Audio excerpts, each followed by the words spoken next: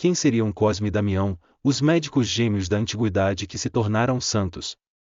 Obra provavelmente do século XVI retrata o suposto transplante de perna que os santos teriam realizado de forma milagrosa.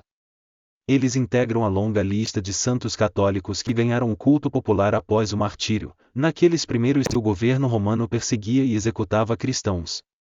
E, justamente porque não há documentação histórica, o que se sabe sobre eles é baseado na tradição, apenas. Contudo, esta tradição é, sim, documentada. E começou há muito tempo, no coração de Roma. A única coisa que sabemos historicamente sobre os dois é que o culto a eles, santos e mártires, começou entre o século IV e o V. Há muita evidência sobre o culto, explica a BBC News Brasil o vaticanista Felipe Domingues, vice-diretor do Lay Center, em Roma, e professor na Pontifícia Universidade Gregoriana, também em Roma. O escritor e teólogo J. Alves, autor do livro Os Santos de Cada Dia, ressalta a reportagem que a dupla faz parte da vasta lista de mártires cristãos da Igreja primitiva e que viveram provavelmente entre o I e o III séculos da era cristã. Ele acrescenta que a memória deles só chegou ao tempo presente porque sempre houve o costume, dentro da Igreja, de assinalar os nomes dos mártires e celebrar seus testemunhos de fé em Jesus nas celebrações litúrgicas e no ofício divino. No decorrer dos séculos e de acordo com a visão de cada época, a religiosidade popular recolheu, na mesma narrativa, ficção e fatos considerados genuinamente históricos, sobre suas vidas. O Martirológio Romano, catálogo de santos e mártires organizado pela Igreja Católica, é a melhor fonte para a prova da existência deles, defende a BBC News Brasil o pesquisador José Luiz Lira, fundador da Academia Brasileira de Agiologia e professor na Universidade Estadual Vale do Aracaú, no Ceará. No livro, eles são apresentados como mártires que, segundo a tradição, exerceram a medicina sem pedir nunca remuneração e curando a muitos com os seus cuidados gratuitos. Eles também estão registrados na obra Legenda Áurea, conjunto de narrativas sobre a vida de santos reunidas, por volta do ano de 1260, pelo então arcebispo de Gênova, Jacopo de Varazzi, de 1229 a 1298. O livro apresenta Cosme como um modelo para os outros, ornado de virtudes, puro de todo vício. E Damião como alguém que teve comportamento manso e doutrina elevada, além de ter sido a mão do Senhor que cura como remédio. A mais antiga basílica dedicada aos santos, na região do Foro Romano, foi erguida no século IV, e há quem acredite que sua construção tenha começado no ano de 309, mas outros a situam na primeira metade do século VI. É com base nisso que a gente pode voltar para trás para chegar à história deles, aí com base na tradição, argumenta Domingues. A maior parte dos relatos sobre eles diz que eram irmãos, e geralmente afirma-se que eram gêmeos. Acredita-se que eles tenham nascido onde hoje é a atual Turquia, ou, segundo algumas fontes, na região da Síria, e tenham atuado como médicos da época, perambulando e curando doentes. Com uma particularidade importante, e não aceitavam pagamento por seus préstimos. É consenso, nas várias narrativas, que Cosme e Damião eram irmãos gêmeos e praticavam a arte da cura, ou seja, a medicina, pontua Alves. Pela tradição, eram médicos cristãos marcados pela habilidade da profissão da medicina. E não recebiam nada em troca pelo trabalho, corrobora a BBC News Brasil o pesquisador Tiago Maerki, associado da Geography Society, nos Estados Unidos.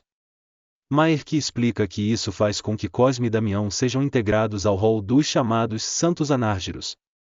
Anárgiro significa inimigo do dinheiro, contextualiza. Há uma tradição de santos que negavam o dinheiro, não aceitavam e combatiam a riqueza. Evangelização e perseguição. Essa atuação, em forma de caridade, era acompanhada de evangelização. Ao cuidarem dos outros de forma gratuita, eles difundiam a fé cristã, afirma Domingues. Por causa disso, acabaram ficando conhecidos. Não necessariamente isso era uma coisa boa, naqueles tempos.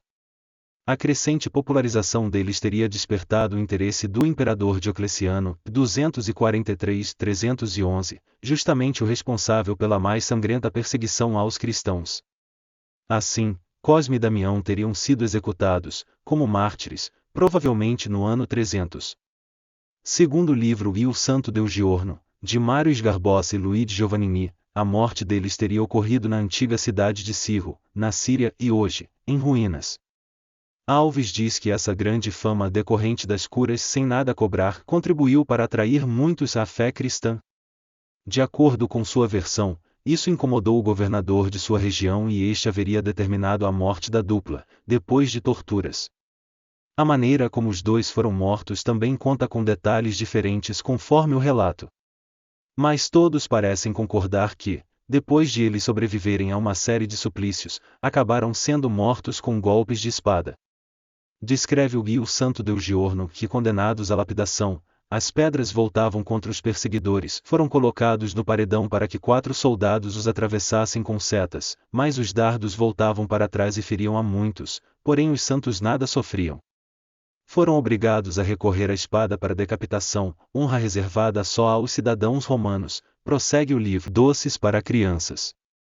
Muitos conhecem São Cosme e Damião pelo hábito popular que relaciona a dupla ideia de presentear crianças com doces, principalmente no dia a eles dedicado e anteriormente, em alguns lugares ainda por tradição, o 27 de setembro, desde 1969, segundo a Igreja Católica, em 26 de setembro. Domingues aponta que esse costume é tipicamente brasileiro, e uma das explicações seria pelo sincretismo deles com religiões de matriz africana.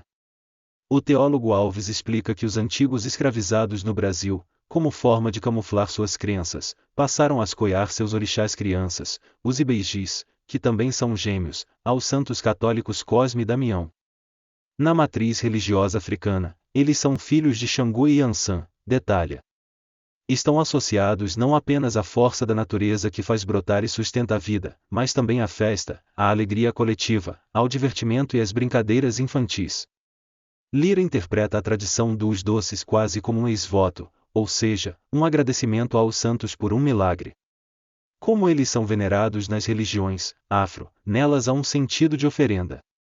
Mas o importante é que, independentemente de religião, se oferece doces às crianças, e isso faz com que a tradição se perpetue, acrescenta ele.